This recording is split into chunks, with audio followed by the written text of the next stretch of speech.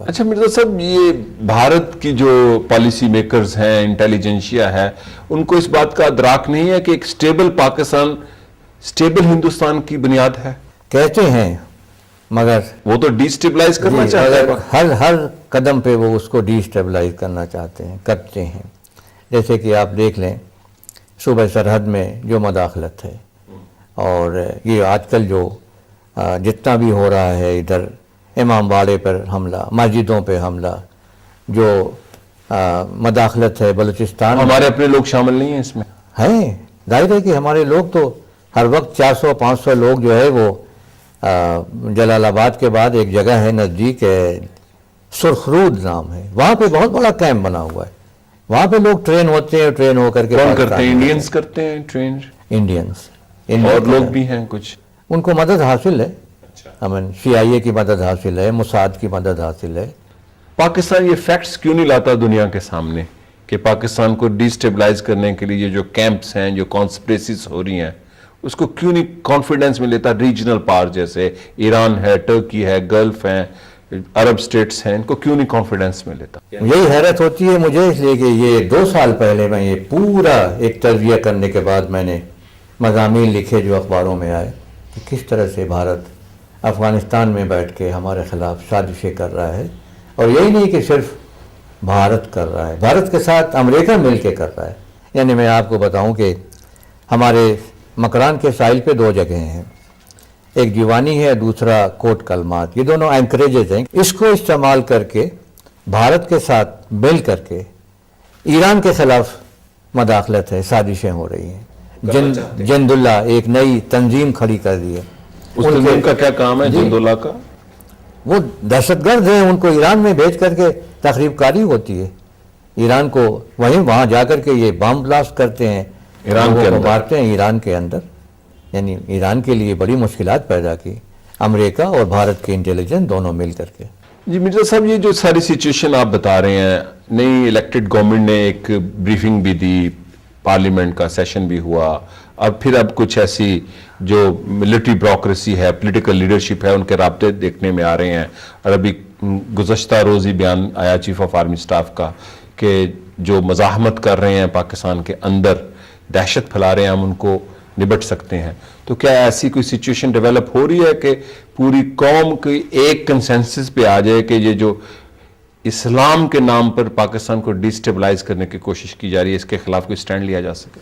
یعنی آپ ملاحظہ فرمائیے کہ چند دن پہلے ایک سمجھوتا ہوتا ہے سوات کے لوگوں کے ساتھ، پاکستان کی حکومت کا، نظام عدل کا، جو پہلے بھی تھا 94 میں محترمہ کے بعد بھی نواز شریف صاحب کے زمانے میں، یہ سوات کے لوگوں کا۔ لیکن آہستہ آہستہ جو یہ ہمارے قبائلی ہیں، جن کو ہم غلط نام دیا ہوا ہے طالبان کا، یہ طالبان نہیں ہیں۔ طالبان وہ ہیں جو افغانستان میں جنگ کر رہے ہیں اپنی آزادی کے لیے، وہ طالبان ہیں۔ یہ ہمارے قبائلی ہیں۔ تو یہ جن کو ہم طالبان کہتے ہیں، خواہ وہ وزیرستان کے ہوں یا دیر باجوڑ کے، یہ طالبان نہیں ہیں، یہ ہمارے قبائلی ہیں۔ تو دونوں میں بڑا فرق ہے، یہ ہمارے دشمن نہیں ہیں، ہمارے اپنے پاکستانی بھائی ہیں، ہم وطن ہیں۔ لیکن ان کو پاپولر سپورٹ تو نہیں ہے نا، اپنے علاقوں میں بھی نہیں ہے، سوات میں بھی نہیں ہے، دہشت کی اپنی ایک حکومت۔ سوات میں تو سوات کے لوگوں نے نظام عدل مانگا، اور اس تحریک کو جو ہے ان قبائلیوں نے ہائی جیک کر لیا ہے۔ ایک انٹرنل تصادم ہے، لیکن نئی کانسپریسیز اندر داخل ہوئی، ایک نئی کانسپریسی کا یہ مرکز بن گیا ہے۔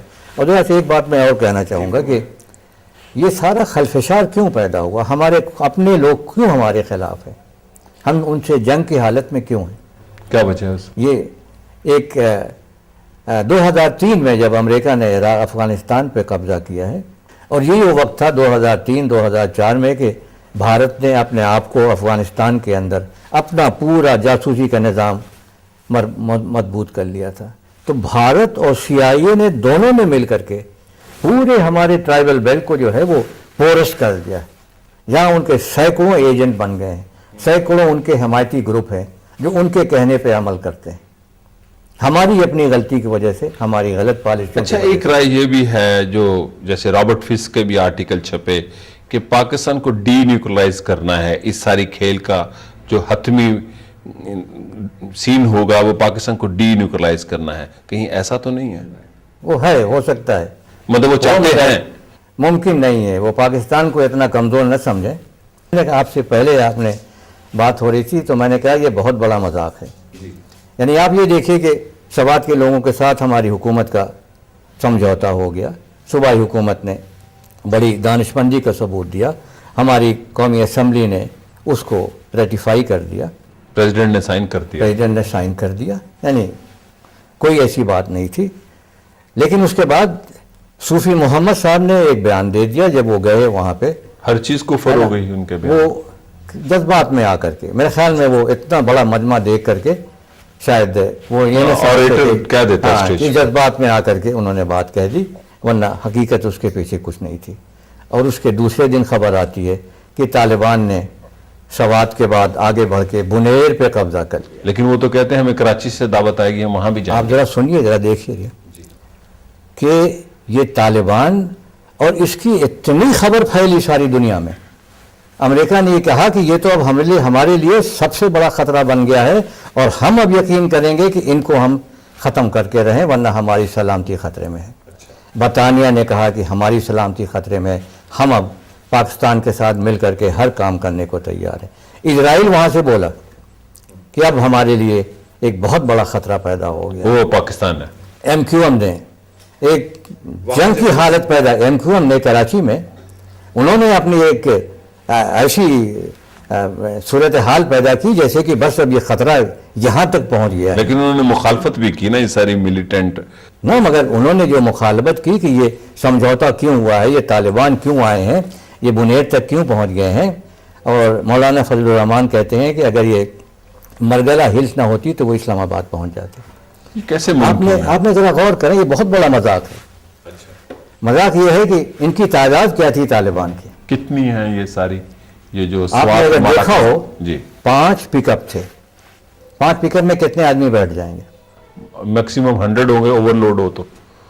اوور لوڈ ہو کے جو نظر آیا وہ 60 سے زیادہ نہیں تھے. جی یقیناً اس سے اب زیادہ. آپ یہ بتائیے کہ یہ کمال ہے نا اس میڈیا کا کہ ساری دنیا کو میں یہ پھیلا دیا کہ طالبان آ گئے ہیں, پاکستان پہنچ رہے ہیں. کراچی میں شور مچ گیا, فضل الرحمان کہہ رہے ہیں کہ بس مرحلہ ہلز کراس کیا کہ یہاں پہنچ گئے. لیکن چیف آف آرمی نے بھی تو کہہ دیا نا ہم روک دیں گے ان کو. نہیں, وہ الگ چیز ہے. مگر یہ میں کہہ رہا ہوں کہ یہ بالکل آپ کو یاد ہوگا آج سے 300 سال پہلے بختیار خلجی نے 17 سے سوال لے کے پورے بنگال کو قبضہ کر لیا تھا. تو یہ قبضہ ہو سکتا تھا نا. یہ یعنی ہم کیا بنانا ریپبلک ہیں پاکستان, ہماری فوج سب کچھ, کہ 50-60 بندے آ کر کے, یعنی اس سے آپ اندازہ لگائیے کہ یہ اتنا خوف ہے تو پاکستان ان قوموں کے دلوں پر, ان مجاہدوں کا, ان جابازوں کا, کہ صرف 60-70 لوگ جو ہے اب سارے پاکستان پہ قبضہ کر لیں گے. یہ ہے وہ مذاق کہ جس مذاق کا خود وہ شکار ہو گئے. حقیقت واضح ہو گئی جب بیٹھ کر کے ہماری صوبائی حکومت نے ہماری. لیکن مرزا صاحب پاکستان نے یہ جو 79 سے جنگ شروع کی, ڈائریکٹ انڈائریکٹ, کبھی افغانستان کے خلاف, کبھی پھر جو ضیاء الحق نے جیسے آپ نے فرمایا, اس کا جو سوسائٹی پر نقصان ہوا. آج پاکستان کا جو چہرہ ویسٹ میں پیش کیا جاتا ہے, بلکہ اب تو اسلامی دنیا میں بھی, تو پاکستان تو اس کا کوئی بینیفیشری نہیں ہے. پاکستان ایک سٹیبل کنٹری بننے کی طرف جا سکتا تھا ایک نان وائلنٹ اکنامک ڈیولپمنٹ کے ذریعے. جب جنرل ضیاء ان جہادیوں کو لے کے, امریکنوں کو لے کے روسیوں کے خلاف رکھ دیتے تو کتنا خوبصورت چہرہ تھا. اس وقت فلمیں بناتے تھے وہ, کتنا خوبصورت چہرہ تھا. ان مجاہدین کو بلا کر کے امریکہ میں جو ان کو استقبال دیا جاتا, تو استعمال کیا نا امریکیوں نے, جیسے آپ نے کہا امریکہ نے میڈیا نے بنایا, ہمیں استعمال کیا اور اس کے نتیجے میں ہمیں بدنام کیا ہے. لیکن آپ ذرا, لیکن ایرانیوں نے تو ایسا نہیں کیا. دیکھیں افغانستان کے مسئلے پہ ایران کا بھی وہی سٹینڈ تھا جو پاکستان کا تھا. ایرانیوں نے تو ایسا نہیں کیا, ٹرکس نے ایسا نہیں کیا.